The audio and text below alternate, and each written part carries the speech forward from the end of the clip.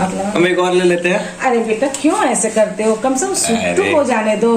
अब ये एक बैच निकला, तुम लोग सारा खत्म कर दिए। इतना बढ़िया और क्रिस्पी बना है, हम ले रहे हैं। अरे A few moments later. देख लीजिए क्या हमने चीज बनाया है। अब आप लोग भी इस चीज को बनाए खाइए कि कढ़ाई से निकलेगा और ये हाथों हाथ गायब हो जाएगा। बस पहला बैच का एक बचा है और ये दूसरा बैच है। पता नहीं बाद में मेरे लिए बचेगा भी कि नहीं। अच्छा, हम कह रहे हैं हाँ? सब लोग तो ले ही रहे हैं, हम कैमरा लेके खड़े हैं, हम भी बोर हो जा रहे हैं, हम उठा लेते हैं एक। अरे पहले सूट तो कर लो ना, तो खाना। नमस्कार दोस्तों, हमारे घर की रसोई में आप सभी का स्वागत है। तो घर में होली की तैयारियां चल रही हैं और ऐसे में होता क्या है कि काम बहुत ज़्यादा बढ़ जाता है घर में। तो हमने सोचा कि कचौड़ी और समोसा तो बाज़ार से बहुत ही मंगा के खाते हैं, तो घर में ही कुछ ऐसा बनाया जाए जो कचौड़ी समोसा को फिल कर दे। तो आज हमने घर में कुछ ऐसा स्नैक्स बनाया है जो सभी के मन को भाएगा। और आपने जैसा कि ट्रेलर में देखा है कि हमने कढ़ाई में डाला, कढ़ाई से निकाला और मेरा थाली से सारा गायब हो गया। तो समझिए कि कितना टेस्टी और कितना क्रिस्पी, कितना क्रंची बना होगा, जिसकी वजह से हाथों हाथ मेरे थाली से गायब हो गया। तो चलिए शुरू करते हैं ये स्नैक्स। तो इस रेसिपी को बनाने के लिए सबसे पहले हमें आलू उबालना होता है। तो हमने कुकर में आलू बैठा दिया है। हमने आधा केजी के लगभग आलू लिया है। आप अपनी फैमिली के लिए जितना बना रहे हो उस हिसाब से ले सकते हैं। ये हमने एक विधि बताई है बनाने की और हमने अपने लिए बनाया और आपके सामने भी हम इस रेसिपी को लेकर आए हैं। तो हमने एक तवा बैठा दिया है जिसमें हमने मिर्ची और धनिया डाल रखा है, तो वो हल्का सिक जाएगा। और यहाँ पर हम एक कटोरी भर के रवा यानी कि सूजी लेंगे। देखिए धनिया और लाल मिर्ची सिक जाएगा। इसी से हम मसाला तैयार करेंगे जो हमारे इस रेसिपी को चटपटा सा बनाएगा। और ये देखिए यहाँ पे हमने 2 चम्मच जीरा लिया है, इसे भी हम हल्का सा सेक लेंगे। इस रेसिपी में इस मसाले का ही सबसे बड़ा योगदान होता है जो इस मसाले को चटपटा सा बनाता है। तो देखिए हमारा जो पैन है वो गर्म है। अब इसमें हम जिस कटोरी से हमने सूजी ली थी उसी कटोरी से हम 2 कटोरी पानी लेंगे और पानी जब खौलने लगेगा तब उसके बाद हम इसमें रवा डालेंगे। अब इसमें हम स्वाद अनुसार नमक डाल देते हैं और हमने आधी चम्मच जीरा डाला है और चिली फ्लेक्स 1 चम्मच डाला है। आप चाहें तो इसमें धनिया पत्ता भी डाल सकते हैं। और थोड़ी सी हमने अजवाइन डाली है जो हमारे पेट का बैलेंस को बना के रखेगा। और आधी चम्मच हमने काली मिर्च डाली है और यहाँ पे आधा चम्मच हमने घी डाला है। और देखिए हमने बोला था कि धनिया पत्ता डाल सकते हैं, तो हमने भी धनिया पत्ता थोड़ी सी इसमें डाल दी जो कि कलरफुल हमारा सूजी हो जाएगा। अब पानी खौल चुका है, अब इसमें हम सूजी को डाल देते हैं और इसे डालने के बाद फटाफट इसे हमें मिलाना होता है। तो ये बन गया एक नमकीन हलवा। अब इसे हमें आटा की तरह बिल्कुल तैयार करना है, हलवा के जैसा नहीं। तो बस इसे हमें चलाते रहना है। और देखिए चलाते चलाते क्या हुआ कि ये आटा की तरह एक जगह जमा हो गया। बस अब हम गैस को बंद कर देते हैं और इसे हम ठंडे होने के लिए ढक के रख देते हैं।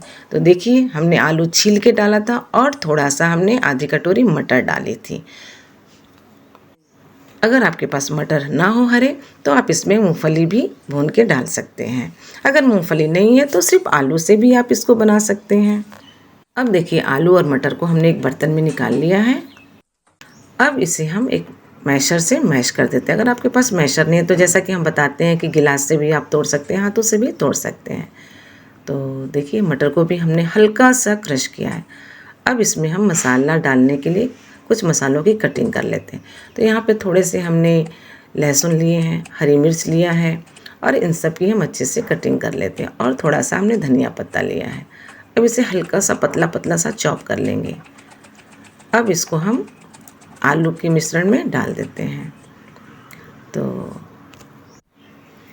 और डालने के बाद अब इसमें स्वाद अनुसार हम नमक डालेंगे, क्योंकि हमने इस मसाले को भूना नहीं है, यानी कि आलू के मिश्रण को हमने भून के नहीं बनाया है, बस ऐसे। और देखिए जो हमने मसाला पीसा था वो पीस के इसको हमने दरदरा पीसा है। अब इसमें से हम 2 चम्मच इसमें हम भर के मसाला डाल देंगे। अब हम 1 चम्मच भर के सरसों तेल डालेंगे। सरसों तेल डालने के बाद अब इसमें हम थोड़ा सा आमचूर डाल देते हैं, आधी चम्मच खटाई के लिए, और इसमें हम नींबू भी डाल सकते हैं। अब इन सब चीज़ों को डालने के बाद मिश्रण को अच्छे से हम मिला लेते हैं।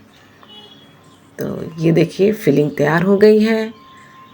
कहने का मतलब कि हमारा चोखा तैयार हो गया। आप इसको चोखा बोलिए, फिलिंग बोलिए, या मसाला बोलिए, मिश्रण बोलिए, आपके ऊपर डिपेंड करता है कि आप इसे किस नाम से पुकार सकते हैं। अब मिश्रण हमारा तैयार हो चुका है, तो हम क्या करते हैं कि इसकी छोटी छोटी हम लोइयाँ बना लेते हैं। आलू थोड़ा हमको ज़्यादा लग रहा था, इसलिए इस आलू को हमने निकाल के रखा है। इसे हम किसी दूसरे रेसिपी में प्रयोग कर लेंगे। तो देखिए हमने छोटे छोटे बॉल्स बना लिए हैं आलू के। अब हम सूजी की ओर चलते हैं कि सूजी हमारा किस तरह से ठंडा होने के बाद उसका जो आटा है वो कड़ा है या सही है। तो देखिए हमारी सूजी इस तरीके से ठंडे होने के बाद लग रही है। तो इसे अब हम थोड़ा थोड़ा सा प्लेट में निकाल के और इसे आटा की तरह हम गूंथ लेते हैं। अगर हाथों में चिपकने लगे तो थोड़ा सा घी या तेल की सहायता से आप इसे गूंथ सकते हैं, पर ये जल्दी हाथों में चिपकता नहीं है क्योंकि ये सूजी है। देखिए बस इसी तरह से हमें इसको आटा की तरह गूंथ लेना है। तो अब हम थोड़ा सा हाथों में तेल लगाएंगे और लोइयों को अच्छे से बनाते जाएंगे और इसे हम एक कटोरी का शेप देंगे और एक बॉल को इसमें हम डाल देंगे और डालने के बाद इसे कवर कर देंगे। तो देखिए जिस तरह से आलू भर के हम लोग पराठा या पूड़ी बनाते हैं, बस उसी तरीके से इसे हमें पैक कर देना है। ये देखिए पैक हो गया ना। अब इसी तरह से सारे बॉल्स को हम बना लेंगे। अब देखिए ये हमारी सूजी की कचौरियाँ या फिर लिट्टी, आप इसको कुछ भी नाम दे सकते हैं, ये आपके ऊपर डिपेंड करता है। हमने तो इसे लिट्टी का नाम दिया है, पर हमारे बच्चे तो बोलते हैं कि ये तो सूजी का समोसा बनके तैयार हो गया। और बिल्कुल क्रिस्पी क्रिस्पी से छनने के बाद ये लगते हैं। तो हमने देखिए हमारे ये पूरे गोल गोल से कचौड़ियाँ भर के तैयार है। आप इसे चपटा भी कर सकते हैं, पर हमने इसे गोल बनाया है क्योंकि ये देखने में बॉल की तरह लग रहा है। अब देखिए हमने यहाँ पे एक कढ़ाई बैठा दी है गैस पे और इसमें हमने तेल डाल दिया है।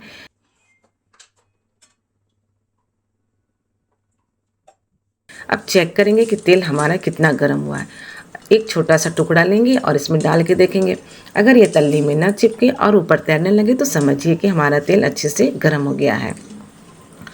और इस व्यंजन को बनाने के लिए हमें तेल बिल्कुल गर्म चाहिए और इसे हाई फ्लेम पर ही हम इसको छानेंगे। तो देखिए बिल्कुल हाई फ्लेम है, लेकिन क्योंकि हमने जब कढ़ाई में डाला एक बॉल को तो बिल्कुल बबल्स आने लगे, इसका मतलब कि तेल बहुत ज़्यादा गर्म है। तो बस इसी तरीके से आँच को कम बिल्कुल मत कीजिएगा। अगर आँच ज़्यादा कम कीजिएगा तो मिश्रण फैलने लगता है।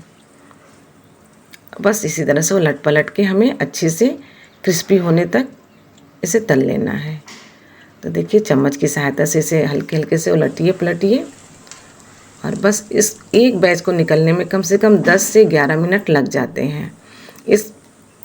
इसको तलने में बिल्कुल भी आप जल्दीबाजी मत कीजिएगा।